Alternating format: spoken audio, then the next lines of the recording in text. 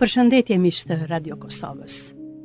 Arti ka qenë gjithmonë pasqyrim i vlerave kulmore të një populli, dhe artistët më të mëdhej përfaqësues mbesin një testament kulturor i të gjitha kohrave. Përgjatë viteve të 40 e tutje, bota njohu dhe vlerësoi lart edhe një shqiptar, postkubistin e fundit, piktorin që përveç së ndërthurëri në vazhdimsi elementin shqiptar në krijimtarinë e tij të stilit kubist, ai i solli Italisë, vendit ku jetoi, por edhe vendlindjes së tij, Shqipërisë, një stil të pa aplikuar më herët në krijimtarinë e këtyre vendeve.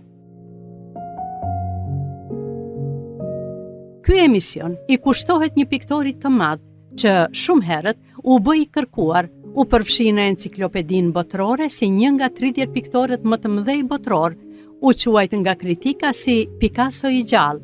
Shumë piktor, shkrimtare, artist botror, kërkonin prezencën e tij, që ishte forcë inspiruese në vetvete, e madje, siç thoshte Picasso, edhe nënshkrimi i tij ishte një pikturë më vete. Është ai piktor për të cilin u shkruan mbi 100.000 artikuj kudo në botë dhe kudo u prezantua si shqiptar. Miq të nderuar, minutat e emisionit të sotëm ja kushtojmë maestro Ibrahim Kodrës. Kritikët më të mëdha kanë diktu edhe që Kodra nuk e harru venin e tij, të thënë se janë disa elemente kujtojnë bizantinizmën e shumë gjëra të tjera që ka lindur në vendin tonë. I lindur më 22 prill të vitit 1918 në Ishëm të Durrësit, një fshat mjaft piktoresk që ushqeu talentin embrional prej piktori. Ai, sidoqoftë, nuk pati një fëmijëri të lehtë dhe ky është një skenar jete mjaft i zakonshëm tek njerëzit e lindur për të qenë personalitete të mëdha. Vendi ku kam lindur është ai që mbeti gjithmonë në shpirtin e njeriu. Në moshën 3 vjeçare i vdiq nëna dhe duke qenë se njerka e ka shtrajtonte, ai vendosi të ikte nga Ishmi në moshën 8 vjeçare. Përfundon në Mamurras, ku shërben si kamarjer, por fatmirësisht njihet me një tregtar durrësak, i cili e futi në shkollë, ndërsa në moshën 16 vjeçare vazhdon studimet në Tiranë në shkollën teknike. Më pas në ato të vizatimit dhe në vitin 1938, me ndihmën e nënës mbretëresh, si dhe konsulatës italiane, i u dha bursë për të vazhduar studimet në Akademinë e famshme të arteve të bukura të Breras në Milano.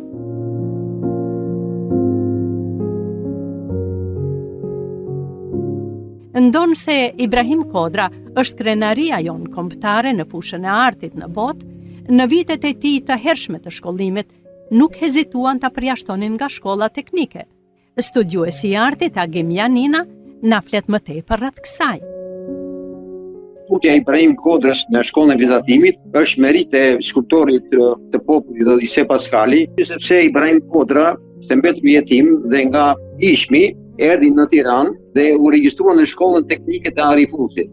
Edhe aty bëri disa vite dhe nga vitet e fundet e përjashtoi nga shkolla dhe ndërkohë Kodra merret me ilustrim e filmave, bënte reklamat e filmeve dhe ndonjë akvarel ose vizatim që vendoseshin për të ekspozuar film këto shfaqje. Ndërsa piktori italian Stefano Festa, i cili Ibrahim Kodrën e konsideronte baba të dytë nga se ishte rritur në studion e tij që nga mosha 12 vjeçare, na tregon edhe një detaj të rëndësishëm, se si mjeshtri Kodra ra në sy të përfaqësuesve të oborrit mbretëror në Shqipëri. Me tregonte se e vendosnin pranë një vitrine dhe aty, në moshën 8 apo 9 vjeçe, bënte portrete për njerëzit që kalonin.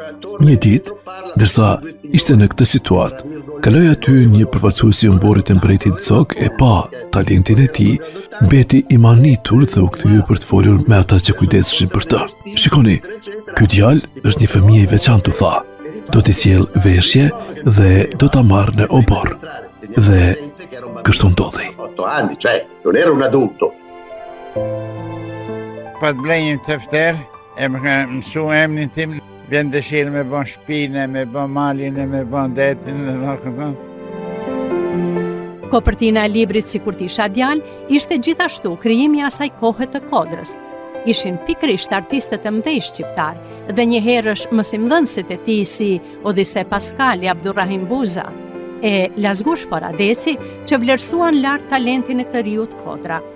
Odise Paskali në veçanti ishte ai që pati fuqinë ta binte Ministrinë e Arsimit që ta lejonte Kodrën në shkollën e tij të vizatimit, prej ku pastaj ju hap rruga drejt suksesit në nivel global.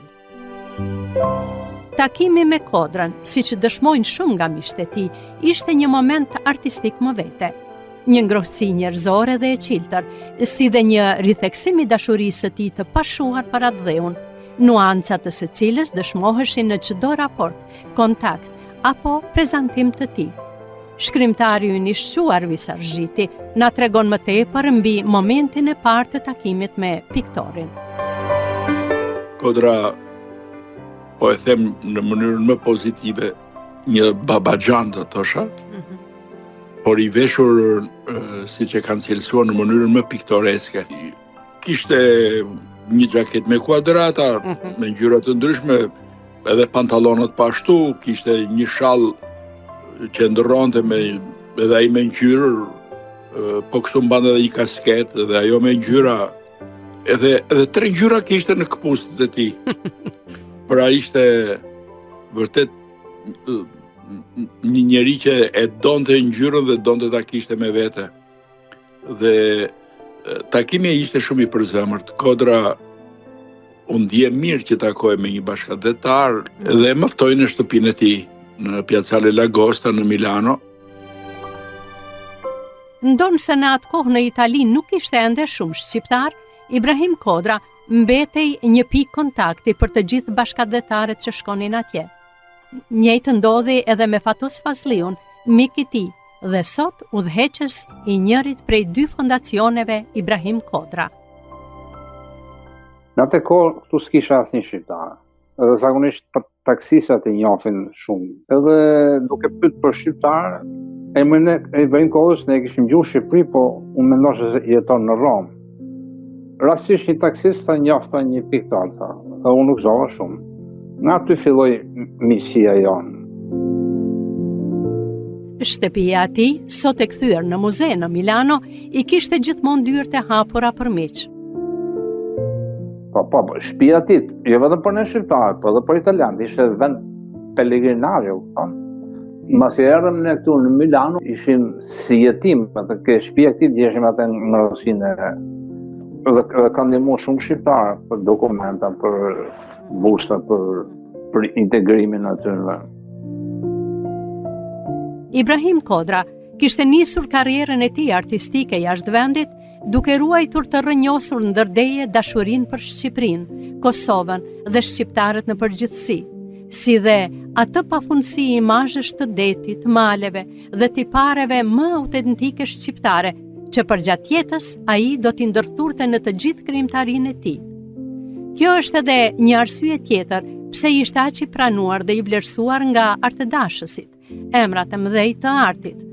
Ai kishte një identitet të qartë që e rikonfirmonte në vazhdimsi, dhe jo më kot, Picasso e quante shqiptari im. Siç e thekson me të drejtë studiuesja e artit Edvina Musaj, veprat e Kodrës janë të veçanta për përdorimin e formave geometrike që krijojnë një harmoni vizuale dinamike, duke ruajtur një sens poetik dhe simbolik. Në pikturat e tij, fytyrat, trupat dhe natyra përcillen përmes linjave të thjeshtura dhe fragmentimit kubist. Për këto elemente janë të pasura me motive tradicionale shqiptare, duke përfshirë totemet folklorike, instrumentet muzikore dhe figurat mitike.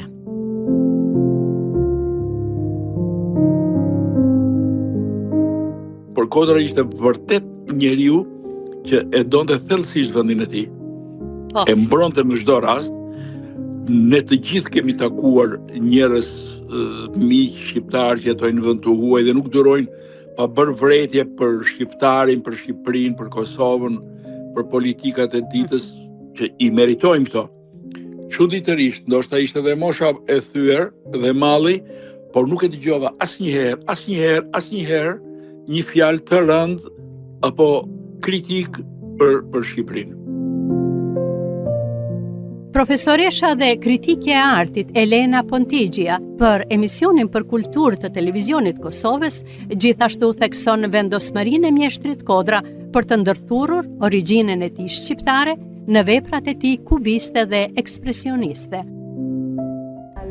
Veprat e tij karakterizohen me një mënyrë të palëvizshme, të cilat rrjedhin nga rrënjët e tij shqiptare, sepse në Itali nuk kemi pas një lloj stili të tillë. Personaliteti dhe originaliteti i Ibrahim Kodrës karakterizohet me kubizmin dhe ekspresionizmin, që e lidh me artin e Picassos, por nga ana tjetër, ai e shfaq edhe në art prej ardhjen e tij shqiptare.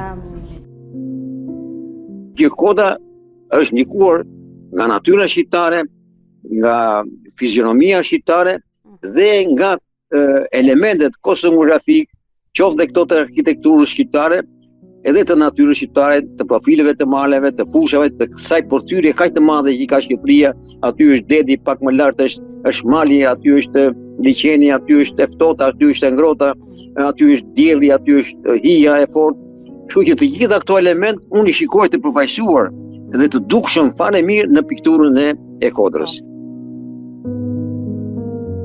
Kodra nuk qëndroi larg shqiptarëve sepse ndonse larg vendlindjes, ai kalonte shumë kohë pranë arbreshve në Itali. Kur hyne për herë në parë Kalabri, më duk sikur se po shkojnë në Shqipëri. Pas largimit nga Shqipëria, ai u kthye për herë të parë me një grup studentësh në vitin 1943, ndërsa në vitin 1973, për shkak të kufizimeve të ashpra të sistemit komunist të kohës dhe ndalimit të promovimit të stilit perëndimor në pikturë, Ibrahim Kodrës ju lejua të vinte në vendlindje por pa pikturat e tij. Kjo ndodhi 5 vjet pas hapjes së ekspozitës së tij të parë në Kosovë më 1968. Por në atë kohë unë kam jetuar atë periudhë, kam qenë në moshën rinore. Shqipëria është hermetikisht e mbyllur për sa i përket artit dhe kulturës. Edhe Kodra vetëm një artikull është bërë në gazetën Drita, unë e marr në si sot. Ka ardhur për një vizitë private në Shqipëri, piktori i njohur Ibrahim Kodra. Kaq, as psotisht, as intervista, as ekspozita. Ndërsa ekspozitën e parë në Shqipëri, ai do ta hapte në vitin 1997, një periudhë kjo mjaft delikate për Shqipërinë. Piktori Ergys Faja, i biri piktorit të merituar Agim Fajës, na rrëfen mbi takimin e tij me Ibrahim Kodrën në studion e babait të tij. Edhe për të, paraqitja dhe veshja interesante e piktorit i lanë një përshtypje të pashlyer Fajës, që në atë kohë ishte ende një fëmijë. Por në këtë rast, maestro Kodra la edhe një shenjë për të shënuar vizitën e tij të atëhershme në Shqipëri. Mbaj mend që la një kartolinë me një pikturë të tillë, diku me Positano, si gjithmonë atë Kodrën me dete, me barkat me vela, të cilën Imate kishte ruajtur prej kohësh, por në një moment që e kërkoi dikush dhe pikërisht për këtë arsye për të thënë atij që ka ardhur Ibrahim Kodra në Shqipëri dhe nuk është e vërtetë që nuk ka ardhur në Shqipëri, se ishte gjithmonë ky debati që ai nuk ka ardhur, nuk ka qenë i pranishëm, dhe e humbën këtë kartolinën, si thuash, që më vjen keq, thënë vërtet, nëse do ta kisha ruajtur me xhelozi dhe me fanatizëm. Vite më vonë, me ardhjen e demokracisë, Kodra do mirëpritej sërish në Shqipëri me pikturat e tij, si dhe do të dekorohej nga presidenti i vendit, por Kosova mbeti vendi i parë që i dha mundësi dhe i kushtoi hapësirë të veçantë prezantimit të artit të tij, sepse në atë kohë, për dallim nga Shqipëria, ishte më e hapur në këtë aspekt. Përpos një ekspozite të hapur në vitin 1968, Galeria e Arteve të Kosovës ka hapur edhe një ekspozit tjetër në vitin 2003, me rastin e 85 vjetorit të lindjes, si dhe më 2012, pa harruar faktin që vetë piktori i dhuroi Galerisë së Arteve të Kosovës 20 vepra të çmuara. Profesor Bedri Statovci, sot njohës i artit, kurse atë kohë një nxënës i fillorës pati fatin e mirë të vizitonte disa nga veprat e Ibrahim Kodrës në një ekspozit në Podujev. Madje, pasi dëgjoi nga mësuesi i tij, Enver Haxhiu, ai bëri 12 kilometra në këmbë drejt ekspozitës.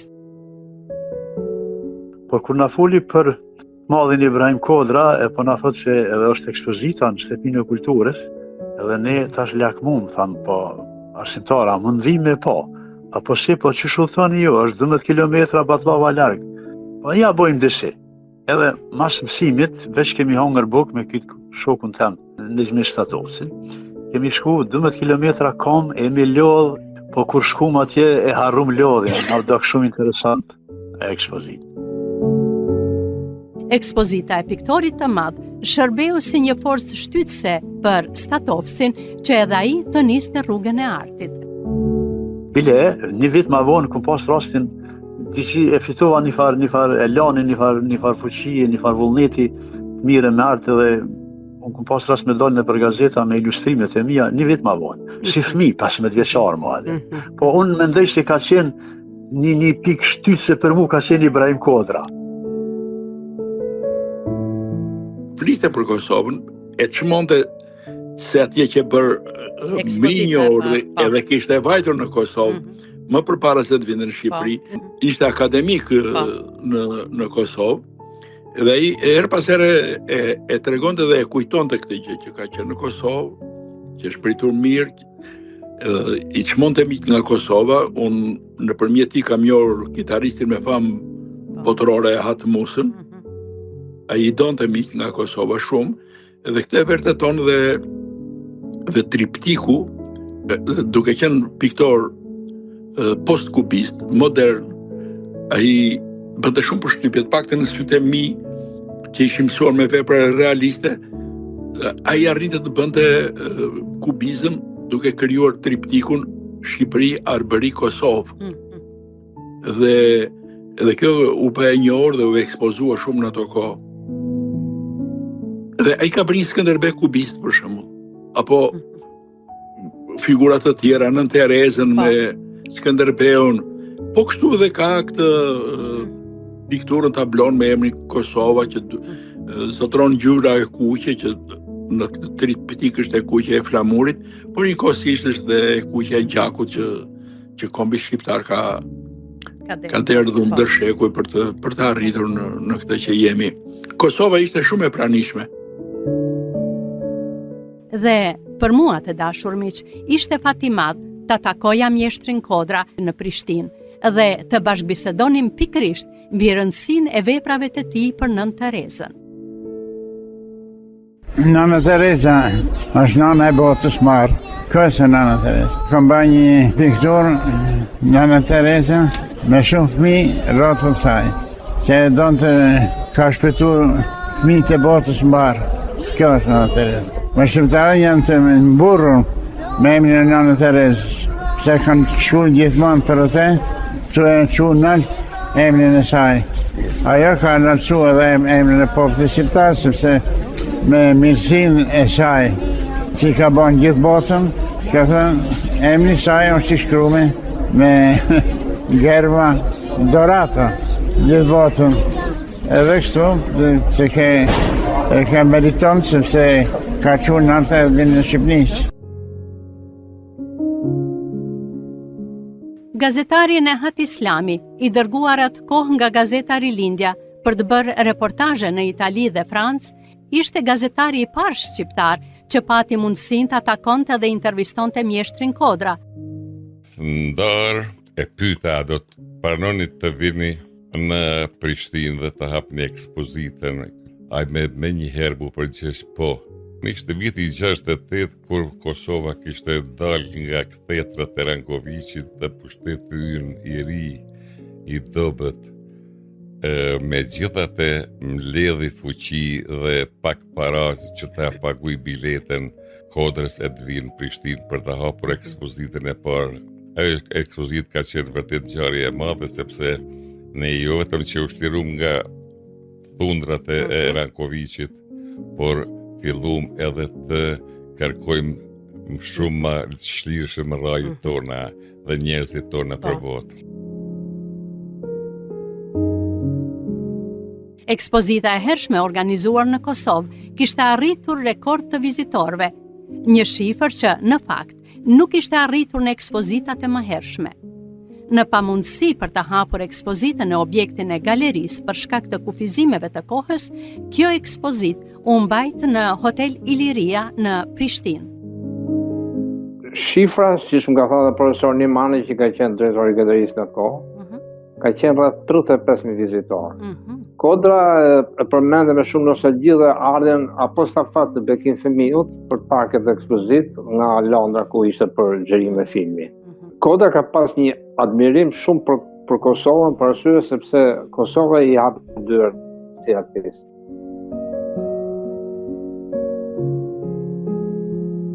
Përveç ekspozitës të famshme që nuk harrohet kurrë, Kodra e ftohin shpesh institucionet e Kosovës edhe kalota rreth 1 muaj, 2 muaj në koloninë e Deçanit që zhvilloi në atë kohë. Kodra nuk e ndatë Kosovën me Shqipërinë. Biles duke qenë shumë afër me personalitetet të Kosovës, të kulturës dhe të artit, e do të shumë i fjalë Kosovën. Fliste gjithmonë për Gjakovën, për Pejen, për Prizrenin. Biles shpesh edhe kështu. Prizreni do të jetë, kur bashkohet Kosova me Shqipërinë, Prizreni do të jetë kryeqyteti i Shqipërisë Bashkuar. Studiuesi dhe piktori Demush Avdimetaj kujton për ne kohën kur i bashkohej kolonisë së Deçanit për ta parë dhe për të qenë pranë mjeshtrit Kodra gjatë procesit të tij krijues.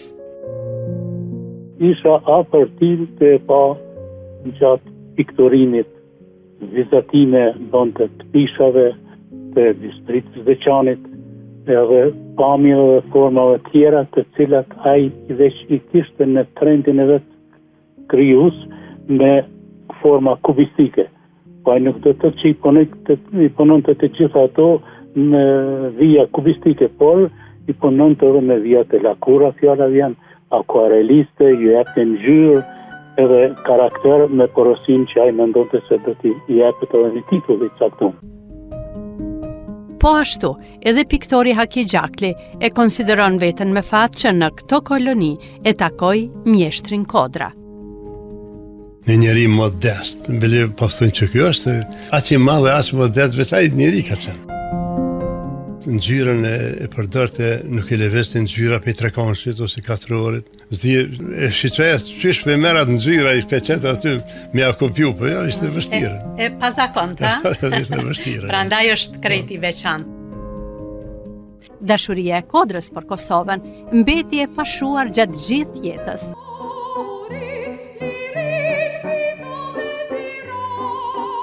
Kodra ka qenë një patriot i jashtëzakonshëm. Mënyrën e vetë, ai nuk do merrte pushën të luftate. Po edhe për Shqipërinë, po sidomos për Kosovën, ka bërë një aktivitet shumë të madh ka bërë thirrje edhe gjithë kryetarët të shteteve që të emërohet Kosova si një vend si Zvicër, vend neutral para se me filluar lufta. Edhe ka bërë shumë manifeste në mbrojtjen e Kosovës, edhe për ndihmën e të bankat e ndryshme për ndihmën e Kosovës. Më tepër se kaq, Ergys Faja dëshmon edhe për origjinën e mundshme të paraardhësve të Ibrahim Kodrës nga Kosova. Po unë me sa di, madje sa kam biseduar dhe më vonë, e di që në origjinë ai ka shkuar në ishëm për origjinën e ka nga Kosova, me sa di. Po, është gjë që e ka shprehur vetë. Dhe kështu që këtë e mbaj mend mirë, domethënë origjina e tij e largët është nga Kosova, i cili ka shkuar në ishëm. Edhe Kosova, e sidomos artistët më me emër të saj, e kanë dashur dhe vlerësuar Kodrën po aq shumë. Nimani, Recep Ferri, Molliqi, Xhelo Zhoka, edhe fliqin gjithë adhurim. Dash profesor Ferri, biles me më Po më tregonte një studenti profesor Ferri, që kishte thënë po, profesor, çfarë veni zën kodër në pikturën shqiptare, mbar shqiptare. Kishte thënë, është i pari, i dytë është bosh, pastaj vim në tjerat. Kam pas një adhurim për kodën, se ka qenë edhe një person që ishte shumë i dashur me të gjithë. Është interesant se 5 vjet pas hapjes së ekspozitës në Prishtinë, pushteti i atërshëm i Shqipërisë u gjend në një situatë të sikletshme, se si është e mundur që një Prishtinë e vogël, një Prishtinë posa ka dalë nga kthjetrat e pushtetit të gjakatar, t'ja organizoj kodrës një ekspozitë ne jo. Atëherë kishin pas vendosur që ta ftojnë kodrën për pa punime. Kishte shkuar dhe kishin pritë mirë, ndërsa ma vonë, kur filluan pak të shkrihet akulli i real socializmi në Shqipëri, e ftuan edhe me piktura.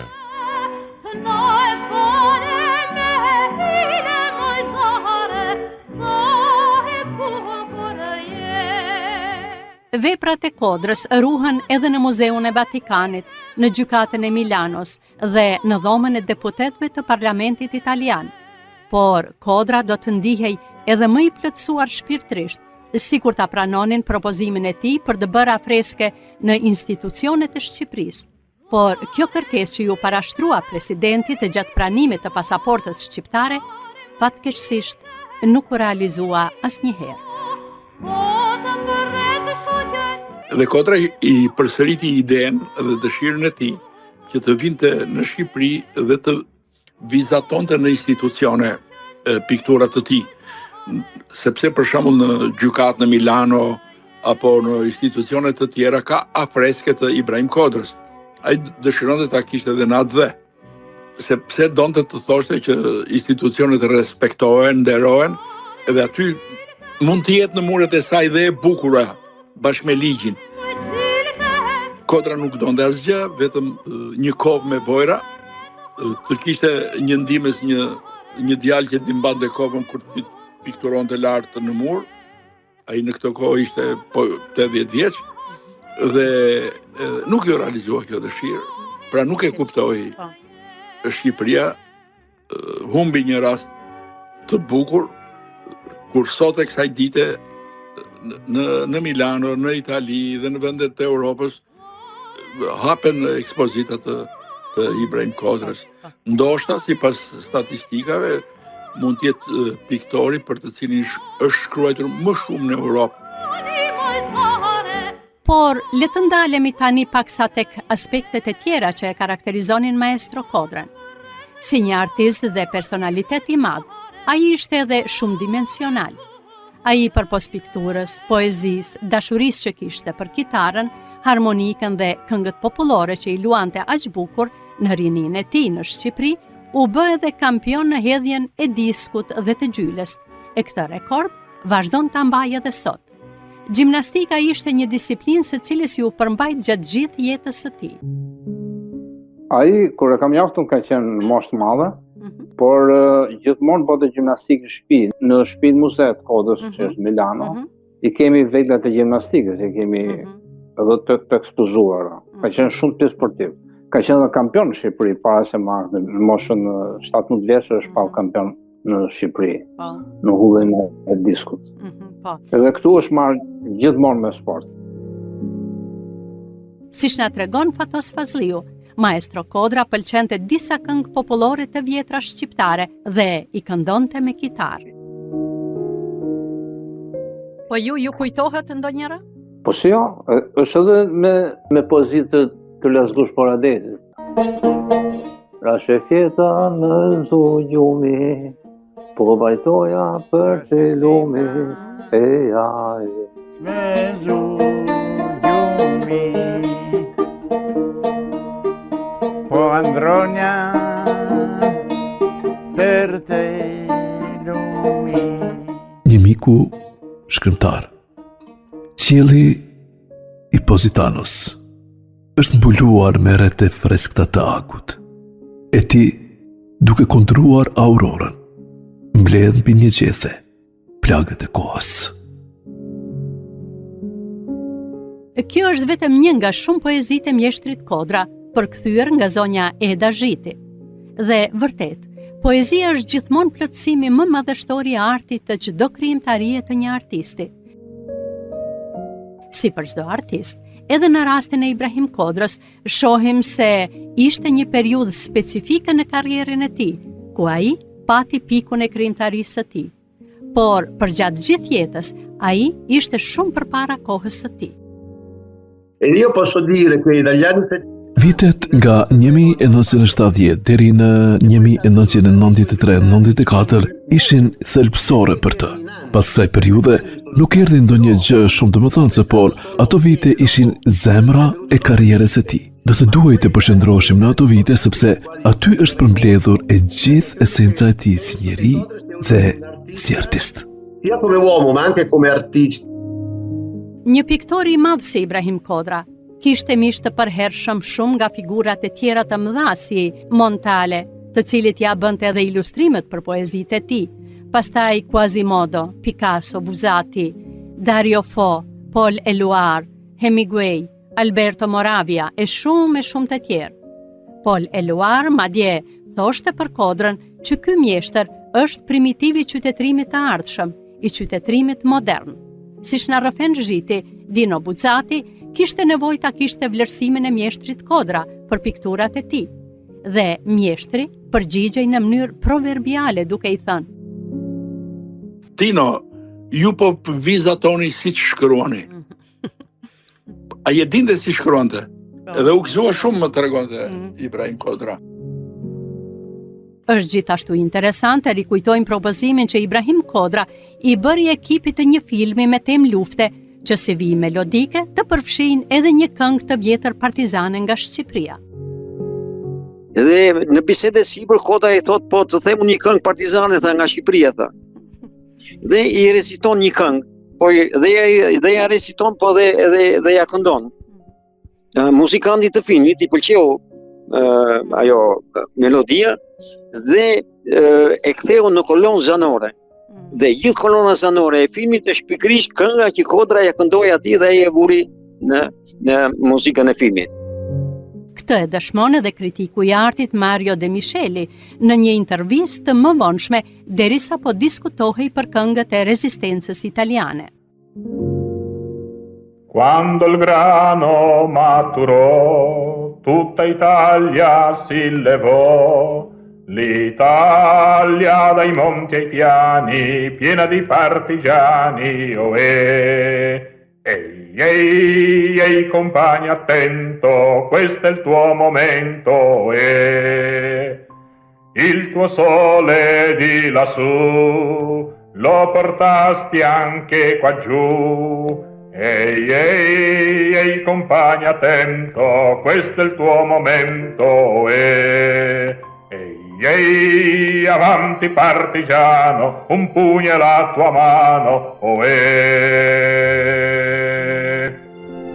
È una canzone albanese e io l'ho imparata questa canzone albanese da un pittore albanese che si chiama Ibrahim Kodra. Është një këngë shqiptare dhe këtë këngë e mësova nga një piktor shqiptar që quhet Ibrahim Kodra, që në atë kohë bënte akademin, kështu që punonte me grupin që vepronte në mesin e intelektualëve të rezistencës. Melodia dhe fjalët shqiptare që mësova ishin këto. Le parole albanese che imparate sono queste, no? Një pigroni ka filu, tan shikmia kna manqu, shimi... Me pjegruri ka fillu, tan shqipnia në kam bëshqu, a je nan plot me partizane o hej. Se sa i përfshirisht edhe në situatën italiane gjatë luftës së dytë botërore, Nehat Islami na flet edhe për një fakt tjetër interesant të Kodrës. Nuk dija opinioni ynë, gjatë luftës së dytë botërore, ateljeja ti ka qenë edhe një magaze e armëve armatimit të rezistencës italiane kundër fashizmit. Edhe ai ka dhe shumë piktura që në temë të lëvizjes kundër fashizmit. Prandaj në Itali është çmuar gjithnjë edhe si luftëtar dhe udhëheqës i shumicës së artistëve kundër fashizmit. Madje, siç na rrëfen piktori dhe miku i tij, Stefano Festa, në një moment Kodra u gjend para Mussolinit bashkë me 20 studentë të tjerë dhe ishte pikërisht ky moment që na bën të ditur se sa i guximshëm ishte mjeshtri Kodra. Kur Mussolini i dha fjalën, Kodra nuk vonoi ta shfrytëzonte për të dëshmuar rëndësinë e gjuhës dhe kulturës shqiptare. Se io conto, e difatti ha cominciato a fare un discorso, a contare 1, 2, 3. Filloi të numëronte 1, 2, 3 në shqip dhe vazhdoi 4, 5, 6, duke numëruar ai dalon të çdo 10 fjalë dhe shtonte nga një koment historik për shpjeguar rëndësinë e gjuhës dhe kulturës së tij. Ky gest la një përshtypje të madhe të regjimit dhe të vet Mussolini. Ata thanë, ky djalë jo vetëm që ka një prezantim të rëndësishëm, por edhe kulturor e historik. Për këtë arsye, vendosi që ai të qëndronte në Itali dhe të mbështetej nga shteti. Lo manteniamo noi. E infatti lui Ai jo vetëm që nuk u arrestua, por prezantimi i tij u vlerësua si i një cilësie të lartë, madje kjo i dha mundësinë që të fitonte 1.000 lira në muaj. Sot ka ende shumë koleksionistë të veprës së tij dhe, për më tepër, kërkesa për pikturën e tij është në rritje. Vetë Silvio Berlusconi kishte në pronësi 53 vepra të Ibrahim Kodrës. Po ashtu është në rritje dhe numri i koleksionistëve shqiptar për veprën e tij. Si shtregojnë miqtë e tij, mjeshtrin Kodra e karakterizonte një humor shumë i rafinuar. Ka marrë pjesë në disa datë lindje të Ibrahim Kodrës, gjithmonë e festonin të tjerë. Njëherë mbaj me një familje franceze në Milano, e ftoi herë tjetër një familje tjetër dhe më kujtohet që në 3-4 datë lindje gjithmonë festonte 79 vjetorin. Maestro thash, po sigur e bëm një herë. Dëgjoti djalë më tha, 80 vjeç do bëjmë kur dua unë. Jam 79. Kodra bënte art edhe në momentet kur ulej të shijonte kafenë e tij në qytet, sepse në fund të fundit është vetë impulsi i artistit për të rrëmbyer atë pamje dhe ndjesi, qoftë edhe efemere, që ta rrëmbejë dhe ta përvetësoj. Kur Kodra shihte ndonjë fytyrë të bukur, ndonjë cilësi të veçantë në lëvizjen e njerëzve përreth, apo edhe në natyrë, ai do e vizatonte në pecet, në pjatë, apo edhe në fletën e menys. Zhiti tregon se në një moment u shfaq edhe një sheik, i përcjell nga një roj me revolver në brez, që kërkoi një portret në lokal nga dora e mjeshtrit Kodra. Dhe Kodra filloi të vizatoj, po sheku i dehur nuk duronte dot, zgjatej nga karrika ku që ulur dhe donte të shikonte punën. Natyrisht që kjo e shqetëson piktorin gjatë kohës procesit punës e di ai. Ky e bëri her pas here këtë gjë, ngrihej, shikonte, kthente gotën e uiskit dhe përreth nuk guxonte njeri të thoshte diçka. E bëri edhe një herë, sheku u zgjat dhe Kodra i bërtiti, don't move. Mos lëviz. Roja i tij vuri dorën në revolver. Ne po shikonim të trembur pak. Kodra vazhdonte të vizatonte i qetë. Sheku u magjeps dhe ngriu. Ai nuk lëvizi më, i ngrirë, derisa mbaroi piktura. Kodra ja dha, pëlqeu ai shumë, i tha atij rojes të tij na thoshte në italisht sa bënte. Kodra i tha asgjë, vetëm ikni. Jo, ne e pagojmë, ngulnin këmbë sheku me shoqërusin e tij. Ne e pagojmë, jo, ikni, tha, nuk. Jo, po ne e pagojmë ndërhyri, nuk po zgjidhej kjo, ata sikni pa paguar. Nuk zgjidhej kjo dhe poeti italian i tha, shiko, lini diçka në banak për ne, është për ata thoj dhe ne e marrin. O, po mirë, dhe shkuan në banak dhe lanë diçka. Nuk e dim çfarë shumë ishte, por di që edhe sot e kësaj dite ky poeti shkon në këtë lokal dhe hapa lek dhe pipa lek. Studiuesi i artit Janina na tregon një rast kur ai vet i bëri një skic portretit të Kodrës.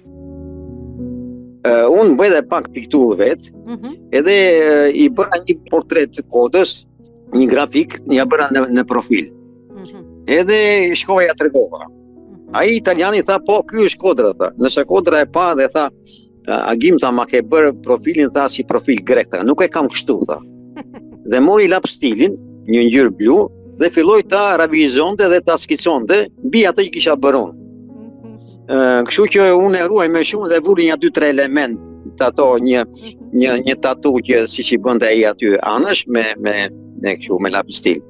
Edhe e ruaj me shumë dashuri dhe me shumë respekt sepse më kujton dhe Kodrën dhe vlerën e këtij njeriu kaq të madh.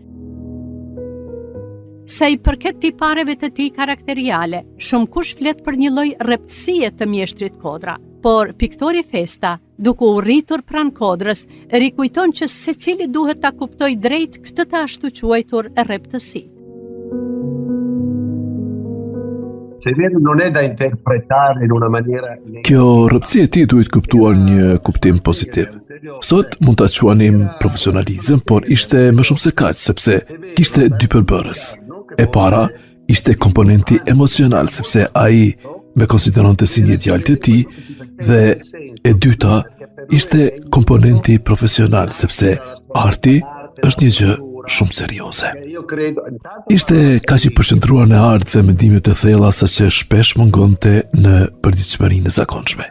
Në jetën e përditshme mund të dukej i shkëputur, por kur vinte puna të gjëra të rëndësishme, ai ishte gjithmonë i pranishëm dhe shumë i mpret. Kjo ishte një nga veçoritë e tij më të jashtëzakonshme. Ndërsa në vizitën e tij në Shqipëri, maestro Kodra, i udhëhequr nga piktori Fotostamo, kërkoi që të vizitonte një burg. Dhe i thot, ku dëshiron të shkojmë? Në burg, i thot, të vizitojmë një burg. Po ne s'kemi burgje, i tha, piktori shoqërues i realizmit socialist. Po pse çfarë u bën ju atyre, tha, që janë kundërshtare, janë që s'ju duan? Po ja, tha, i kritikojmë, tha, u heqim ditën e punës. E mirë, tha, se kanë ca shok në burg, prandaj thash, tha. Nën Tereza, Skënderbeu, Shqipëria fantastik, apo cikli i pikturave me kuaj, janë veprat më përfaqësuese të tij. Por një rëndësi të veçantë kanë pikturat që paraqesin pafundësinë e detit, imazh ky i vendlindjes së tij, që e përcolli gjatë gjithë jetës. Ka patur një periudhë që ka vizituar këto fundet e detit. Ato kanë lënë një përshtypje të madhe në artin europian. Unë mendoj se ato janë ngjyrat e vendlindjes së tij. Deti i Durrësit, ai e donte Durrësin. Dhe kjo periudhë për shembull ishte shumë e rëndësishme dhe shumë e lartë artistikisht në rang të pikturës europiane të atyre viteve 60-70. Edhe është pëlqyer mjaft në ekspozita dhe në Francë dhe kanë shkruar për to, apo në Spanjë. Sipas studiuesës së artit Edvina Musaj, ngjyrat në pikturat e Kodrës nuk janë thjesht dekorative, por bartin domethënie të thella. Toni Kaltert dhe Jeshqil përfaqësojnë pafundësinë dhe lidhen me natyrën, ndërsa ngjyrat e ndezura, si kuqja dhe e verdha, pasqyrojnë energjinë dhe gjallërinë e jetës tradicionale shqiptare. Ky kombinim krijon një gjuhë vizuale që te i kalon kufit kulturore dhe i flet çdo audiencë. Ai ka shumë periudha artistike, po ka një periudhë, si thosh, më shumë simboliko-konvencionale që ai pasqyron bregdetin, themi, shqiptar të malluar me personazhe të cilët i bien instrumenteve muzikore. Ty janë disa muzikantë që në fakt nuk kanë një strukturë të mirëfill të instrumenteve të përcaktuar të një zone, po janë instrumente që janë gati të gjithë Shqipërisë. Përmes pikturës, mjeshtri Kodra dëshmonte aftësitë e tij parashikuese dhe detajisht paraqiste në telajo trendet në ardhje. Oggi è facile parlare di robotica, ma Sot është lehtë flitet për robotikën, por në vitet e 60-ta, 70-ta kishte krijuar tashmë vepra që trajtonin këtë temë. Një prej tyre, njeriu robot, është e jashtëzakonshme. Paraqet një njeri që, megjithëse është i robotizuar, ruan ndjeshmërinë njerëzore. Mund të luajë një instrument, të krijojë, të ndjejë. Është një mesazh i jashtëzakonshëm i fuqishëm dhe sot është më aktual se kurrë. Një tjetër shembull është vepra për fëmijë e krijuar në epruvet. Por cila është ajo vepër që përfaqëson më së miri identitetin artistik të Kodrës sipas Festës? guardi, geniale è l'insieme. Përgjigjja është e qartë. Incidenti. Kjo është vepra që shpreh më së miri konceptin e tij artistik.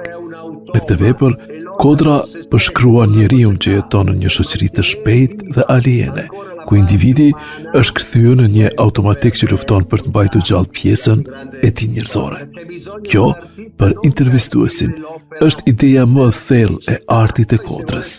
Arti nuk është vetëm të ndjesh veprën fizike, por të kuptosh dhe të jetosh konceptin pas saj. Il concetto è molto più importante dell'opera. Kur vinë në Shqipëri, duket që me ardhë shpinën time, pse populli shqiptar më ka dhënë ata mjete shpirtënore, që unë sot, në qoftë se kam një faremni, ja du populli shqiptar, ja du tokës time. Kodra dallohet për ndërthurjet e mrekullueshme të kubizmit me elementet identifikuese shqiptare në art. Prandaj si i tillë, mjeshtri Kodra kishte një rol të veçantë në ndikimin e rrymave të reja të artit. Janina ka dhe një argument interesant që e plotëson këtë shpjegim. Kodra pati shansin e madh që nuk u fut në Akademinë e Romës, po Kodra vajti në Akademinë e Bererës.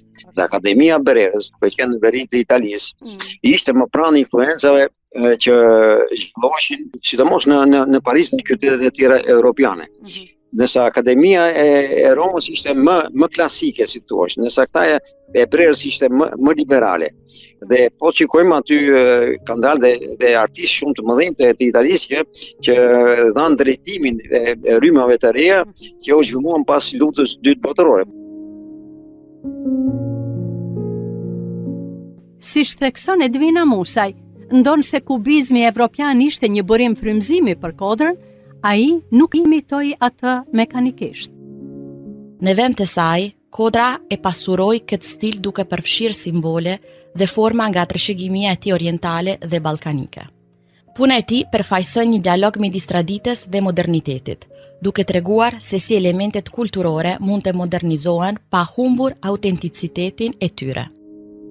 Një kurreshtje e veçantë e publikut ka qenë edhe për romancat e Ibrahim Kodrës, i cili, sidoqoftë, nuk u martua asnjëherë. Dashuria e tij më e madhe thuhet se ishte Matilda, një 24 vjeçare italiane në kohën kur ai ishte 58 vjeç. Për një të dashur të tij të madhe, Ibrahim Kodra vendosi ta ndryshonte edhe ditëlindjen e tij, në mënyrë që t'i përshtatej moshës së saj. Sidoqoftë, janë të shumta rrëfimet mbi romancat e piktorit. Ka pas edhe një dashuri të madhe në Kosovë, Gjakov i ftu me një dasëm. Aty i ka rënë sy një vajzere 16 vjeçë, por ky ishte i madh, ishte gati 40 sa vjeç. Edhe më thotë profesori Maj, nuk hikte, o do martohem atë skapave. Nuk hikte. Unë e pyeta sepse zakoni jon maestro pse si e martuar me djalë. Edhe ishim në Taras, e mbaj mend momentin, më tha, kam pasja 3 raste, tha, seriozisht, tha. Po, të them të drejtë, tha, nuk u thosha unë ikni në vetë, sepse ato të duan të gjithin, tha. Po unë edhe doja të punoja të vizatoja. Edhe kështu ngeli. Ndonë se karriera e mjeshtrit Kodra është e gjatë dhe e vlerësuar në nivel botror. Në Shqipëri, ai arriti të njihej më mirë dhe në mas në një kohë kur krijimtaria e tij, siç thot Janina, ishte një cikël i mbyllur, por piktura e tij arriti të hap shtigje të reja në konceptimin e artit modern. Krijimtaria e Kodrës e kufizuar në kohë, parasysh sepse ai është post-kubist dhe Shqipëria në vitet 90 arti në botë kishte avancuar shumë dhe ishin fushë në tendencat e reja. Dhe artisti shqiptar kërkonin, pra ishte një cikël i mbyllur piktura e Kodrës ndërkohë. Kjo nuk do thotë që nuk kishte vlerësimin maksimal, por ishte një cikël i mbyllur i cili nuk mund të imitojë dhe të vazhdojë kjo rrugë që kishte nisur Kodra me veprën e tij. Amaneti i mjeshtrit Kodra ishte që të varrosej në atë dhe, por nga vizita e bërë në Ishëm, shohim që varrit të mjeshtrit të madh nuk i është kushtuar kujdesi duhur ndër vite, dhe kjo është një fatkeqësi. Jo vetëm që nuk është një gjendje të mirë, por nuk është një përkujtimore e mirë në farë mënyrë. Është thjesht një varr i vendosur atje në periferi, themi. Pozita gjeografike është interesante, por është e padekoruar, është pranë një depo uji të braktisur. Por ç'mund të bëjnë më shumë shqiptarët në nderim të emrit të tij? Dëshira e tij për të bërë freskë në institucionet shqiptare u la pa realizuar dhe ky është një mëkat, do të thosha, mëkat artistik të paktën.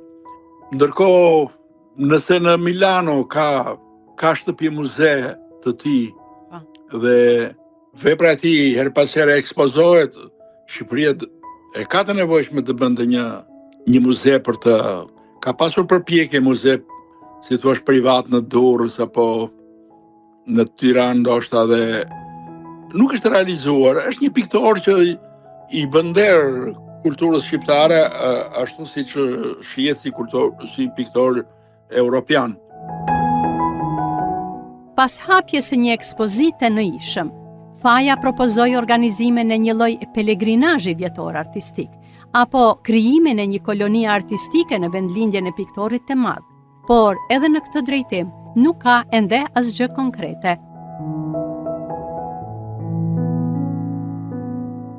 Pretenduam ta bëjmë tre, ishte hera parë, kemi pretenduar që një projekt që të bëhet një lloj kolonie në Ishëm, që të marrë emrin e piktorit shquar Ibrahim Kodra, dhe të bëhet mbi këto motive, jo mbi motivet e Ishmit që ai normal ka vendlindjen e tij ku ka jetuar fëmijë.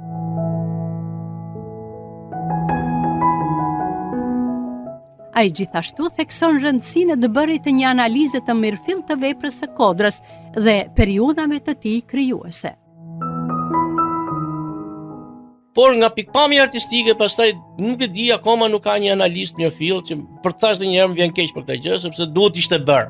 Realisht për periudha që i ka artistike dhe për ndikimet që i ka mbi bazën e këtyre periudhave.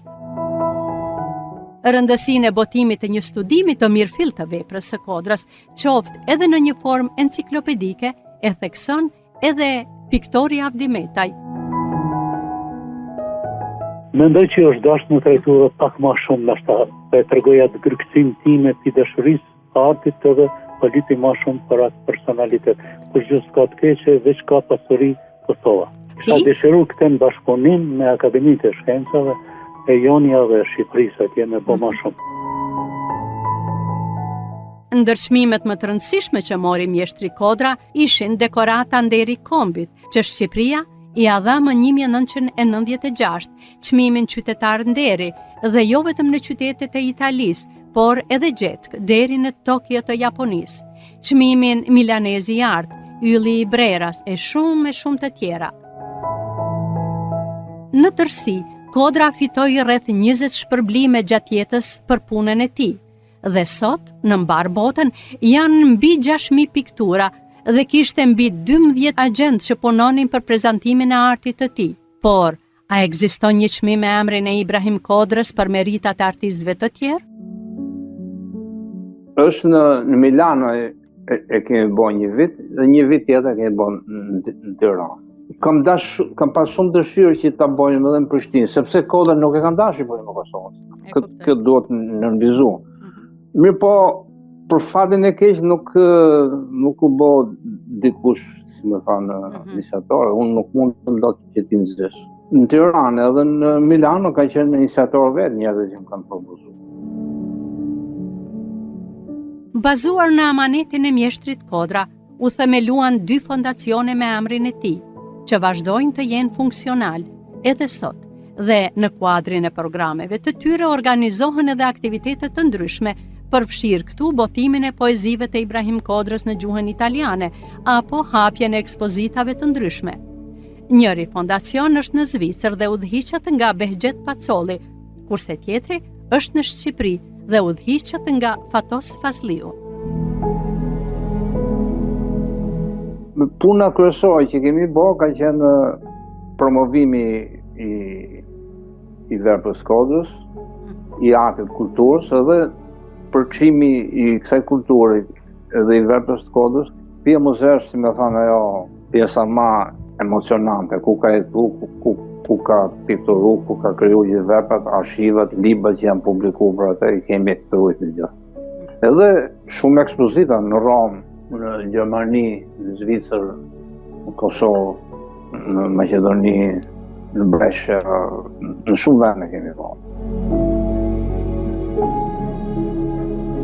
Presidentja e Fondacionit Ibrahim Kodra në Lugano, Zonja Maria Pacolli, për emisionin për kulturë të televizionit Kosovës, gjithashtu thekson qëllimin kryesor të këtij fondacioni dhe përkushtimin për t'i përmbushur të gjitha aktivitetet e tyre. Qëllimi ynë kryesor është që të kujdesimi për trashëgiminë që ai na ka lënë dhe për dëshirën e tij që të edukojmë brezin e ri me art, sidomos të rinjt dhe fëmijët në mënyrë që ata ta duan pikturën. Fondacioni Kodra po ashtu ka fuqizuar gratë e Kosovës përmes punimeve të dorës. Ibrahim Kodra vdiq më 6 shkurt të vitit 2006.